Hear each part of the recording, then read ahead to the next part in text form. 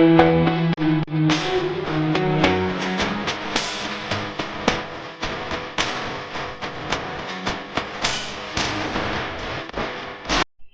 గురుభ్యో నమః.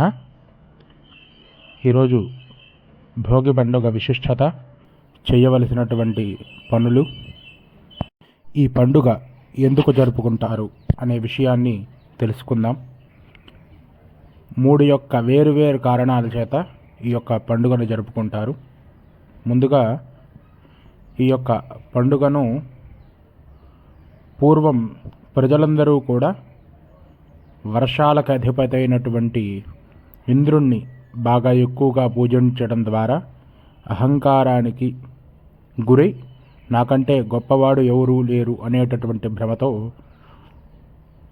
చాలా ఎక్కువ మోతాదులో వర్షాన్ని కురిపించడం ద్వారా దానికి ప్రజలందరూ కూడా ఇబ్బంది పడినటువంటి వారే శ్రీకృష్ణ పరమాత్మని పూజించగా, ఆ యొక్క శ్రీకృష్ణుడు గోవర్ధనగిరిని ఎత్తి ఇంద్రుడి యొక్క అహంభావాన్ని దించినటువంటి వాడే.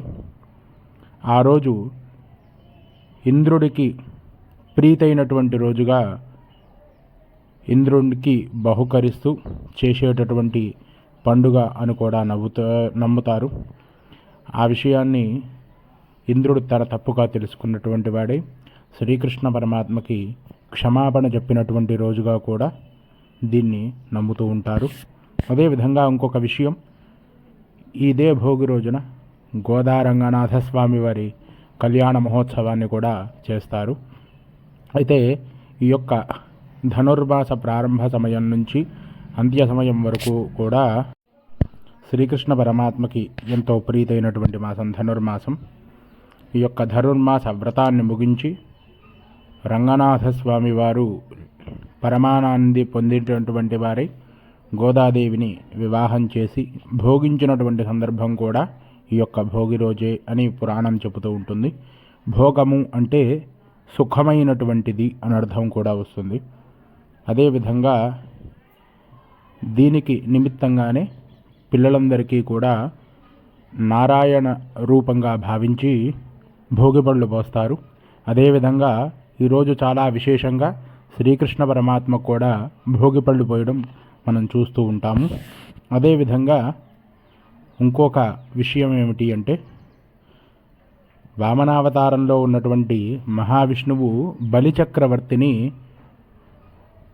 అడిగినటువంటి రోజు. అంటే తనకి 3 అడుగుల జాగా కావాలి అని అడగగా, ఆ యొక్క బలిచక్రవర్తి నీకు ఎన్ని అడుగులు కావాలన్నా తీసుకోనాయనా అని చెప్పగా, అలాంటి సందర్భంలో 1 అడుగు భూమి మీద, 1 అడుగు ఆకాశం మీద వేయగా, మరి 1 అడుగు ఎక్కడ తీసుకోమంటావు అని అడిగితే, అప్పుడు నా యొక్క శిరస్సు మీద ఉంచునాయన అని అడగగా మహావిష్ణువు ఆ యొక్క తన యొక్క పాదాన్ని బలిచక్రవర్తి మీద ఉంచుతాడు.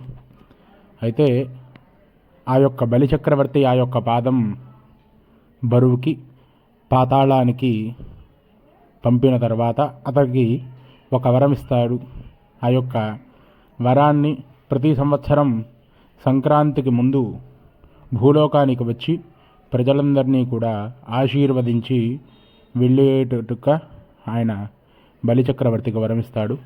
అందుకనే ఈరోజు పాతవాటన్నిటికీ, అంటే ముందు సంవత్సరం జరిగినటువంటి ప్రతి ఒక్క సందర్భాన్ని అక్కడితో వదిలివేసి కొత్త ఉత్సాహంతో ఈ యొక్క సంవత్సరాన్ని, అదేవిధంగా ఈ యొక్క పండుగను జరుపుకోవాలి అనేటటువంటి ఉద్దేశం చేత ఈ యొక్క భోగిని జరుపుకుంటూ ముందుగా భోగి మంటలు వేస్తారు. అంటే ఇంట్లో ఉండేటటువంటి చెడు అనేటటువంటి సామాగ్రిని ఆ యొక్క మంట ద్వారా దహనం చేసి కొత్త అనేటటువంటి సామాగ్రిని, ఉత్సాహాన్ని ఇంట్లోకి ఆహ్వానించమని దీని అర్థంగా భావన చేసుకోవచ్చు. అదేవిధంగా మరికొన్ని విషయాలు చెప్పుకుంటే కనుక, చిన్నపిల్లలకి శ్రీకృష్ణ పరమాత్ముని చిన్నపల్లెవాడిగా భావన చేస్తూ ఈరోజు భోగిపళ్ళు పోస్తారు. అయితే ఈ యొక్క భోగిపళ్ళకు కూడా ఒక కథ ఉన్నది. పూర్వం శ్రీ మహావిష్ణువు బదరికావనంలో తపస్సు చేస్తున్నటువంటి సందర్భంలో దేవతలు ఆయనపై రేగిపళ్ళు కురిపించారట. ఆ సాంప్రదాయానికి గుర్తుగా ఆ యొక్క విష్ణుమూర్తికి రేగి పళ్ళు పోస్తారు. దీన్నే భోగి పళ్ళు అని కూడా అంటారు.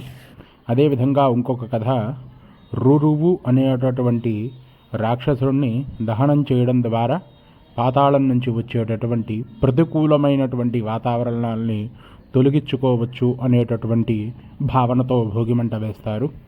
అదేవిధంగా